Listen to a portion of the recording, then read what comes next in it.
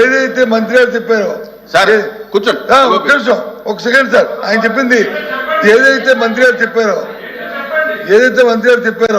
400 కోట్లు 4,000 కోట్లు మేము బకాయి పెట్టామని అవన్నీ వాస్తవ విరుద్ధం.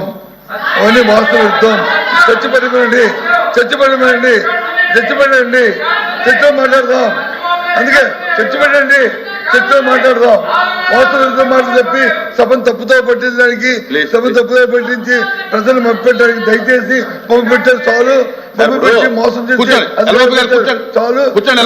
ఇంకా ఇక్కడ నుంచి అనుకోండి. మంత్రి గారు వాయిదా తీర్మానం తిరస్కరించిన తర్వాత దాని మీద ప్రభుత్వం తరఫున మీరు వాదనగా దిగటం, మీరు క్లారిఫికేషన్ ఇవ్వడం అనేది అది కాదు. దయచేసి ఒకవేళ మీరు అలౌ చేయమంటే కనుక రేపు వాయిదా తీర్మానం ఇస్తే నేను అలౌ చేస్తాను. ఈవేళ ఈ సబ్జెక్ట్ తిరస్కరించాను, ఇది అయిపోయింది, క్లోజ్. రేపు ఒకవేళ మీ ప్రభుత్వం సిద్ధంగా వినండి ప్రభుత్వం సిద్ధంగా ఉంటే కనుక రేపు వాయిదా తీర్మానం ఇస్తే నేను మీరు అలౌ చేయమంటే అలౌ చేస్తాను. మొత్తం వద్దా సార్? బిఎస్సీలో డిస్కషన్ వద్దా సార్? ఏదండి బిఎస్సీలో కావాలి. ఎట్లా సార్? మన బిఎస్సీలో ఒకటి మాట్లాడతారు, ఇక్కడికి వచ్చి రోజు సభని డిస్టర్బ్ చేయడమే లక్ష్యంగా పెట్టుకుని రోజు అసలు సంబంధం లేనటువంటి అంశాలు.